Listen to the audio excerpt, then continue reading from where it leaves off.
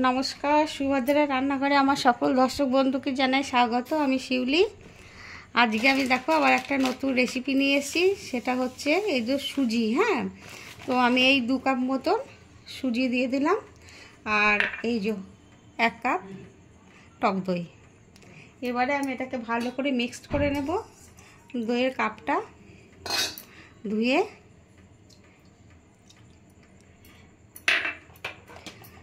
দিয়ে আমি কি আজকে বানাবো, আপ্পে বানাবো। হ্যাঁ, তোমাদের সাথে আপ্পে শেয়ার করব। আর তোমরা আমার দেশ বা দেশের বাইরে যে সকল বন্ধুরা আছো তাদেরকে জানাই অসংখ্য ধন্যবাদ, অনেক অনেক ভালোবাসা, নমস্কার। তোমরা সবাই ভালো আছো, ভালো থেকো, সাবধানে থেকো। বর্ষা প্রচণ্ড। যাই হোক, আমি দেখো দইটাতে আর সুজিটাতে ভালো করে মিক্সড করে নিয়েছি।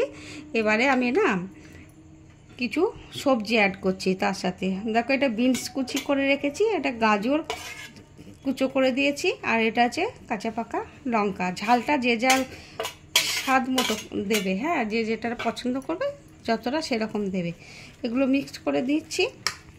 আমি স্বাদ মতো লবণ দিয়ে দিচ্ছি, স্বাদ অনুযায়ী লবণ দিয়ে দিলাম একটু, আর 2-4টে চিনির দানা দিয়ে দিলাম। ঠিক আছে, এবারে আমি আর একটু জল দিয়ে দিলাম। এবারে আমি এগুলোকে মিক্সড করে কিছুক্ষণ মিনিট 10-15 চাপা দিয়ে রেখে দেবো, কারণ সুজিতে না জল সোক করে। হয়ে গেছে, এবার আমি এটা চাপা দিয়ে রেখে দিচ্ছি। আমি চাপাটা খুলে নিলাম, দেখিয়ে দেখো একদম টাইট হয়ে গেছে ব্যাটারটা। এবার আমি টমেটোটা আর ধনেপাতাটা দিচ্ছি। টমেটোটা তখন দিতে ভুলে গেছিলাম, আর ধনেপাতা কুচিটা দিয়ে দিলাম। এবার আমি একটু সামান্য জল দেব। দেখো, আমি তড়কা প্যান বসিয়ে দিয়েছি, একটু তেল দিয়ে দিয়েছি, আর একটু রাই দিয়ে দিলাম। ওটা একটু ভেজে নেব। ফটফট করে যেই শুরু করে দিয়েছে ভাজাটা, আমি একটু কারি পাতা দিয়ে দিলাম। এটাকে আমি ভেজে নেব ভালো করে। আমার ভাজা হয়ে গেছে, ভারী সুন্দর একটা গন্ধ বেরোতে শুরু করে দিয়েছে। এবার আমি দেখো তড়কাটা মধ্যে দিয়ে দিলাম। আমি অল্প সামান্য একটু মিষ্টি সোডা দিচ্ছি। তোমরা চাইলে ইনো দিতে পারো, আবার মিষ্টি সোডাও দিতে পারো। এটাকে আমি ভালো করে একটু মিক্সড করে নিলাম। আমি একটা আপ্পে মেকার বসিয়ে দিয়েছি, ওর মধ্যে একটু করে তেল ব্রাশ করে দিচ্ছি।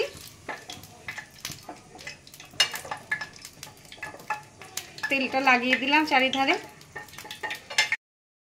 এবারে আমি দেখো, এবারে অল্প অল্প করে ব্যাটারগুলো দিতে থাকবো। আমি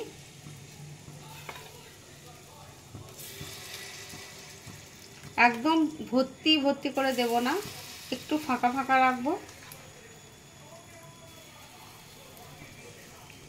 আমার সবগুলো দেওয়া হয়ে গেছে। আমি মিনিট 5 লো ফ্লেমে চাপা দিয়ে রাখবো 5 মিনিট মতো। তারপর 5 মিনিট পর আমি তোমাদের দেখাবো। উরি পাক, কি ফুলেছে দেখেছো? একদম হয়ে গেছে, 1 পিঠ করেও হয়ে গেছে। দেখেছো, আমি এগুলো উল্টে দিচ্ছি। ভারী সুন্দর হয়েছে। যেগুলো আগে আগে দিয়েছিলাম সেগুলো একদম হয়ে গেছে।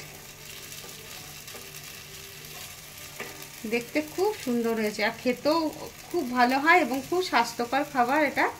তোমরা এইভাবে একবার বানাবে, আর খুব ইজি বানানো, কোনো অসুবিধে নেই, কোনো ঝামেলা নেই। তোমরা যে সবজি খেতে পছন্দ করো সেই সবজি দিয়ে বানাবে। আর বাচ্চারা যদি সবজি খেতে না পছন্দ করে, তাদের এরমভাবে বানিয়ে দেবে, বুঝতে পারবে না, তো খেয়ে ফেলবে।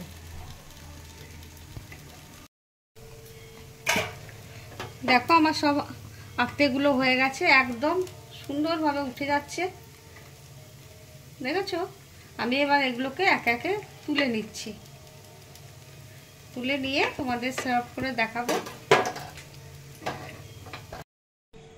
আমার আপ্পে রেডি এবং সার্ভ করে দিয়েছি। তোমরা এইভাবে অবশ্যই অবশ্যই বানাবে, বানিয়ে খাবে। খুব স্বাস্থ্যকর একটা খাবার। আর দিয়ে আমাকে জানাবে কেমন লেগেছে তোমাদের আপ্পের রেসিপি। আর এটা হচ্ছে চাটনি। আমি ধনেপাতা, পুদিনা পাতা আর টক দই আর কাঁচা লঙ্কা, আদা দিয়ে একসাথে ব্লেন্ড করে নিয়েছি, দিয়ে একটা চাটনি বানিয়ে নিয়েছি। তো আমি চাটনিটা বানানো দেখালাম না, তোমাদের রেসিপিটা বলে দিলাম।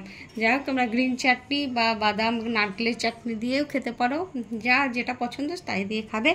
তাহলে আজকের মতো টাটা, আবার অন্য দিন আবার অন্য একটা রেসিপি নিয়ে দেখা হবে।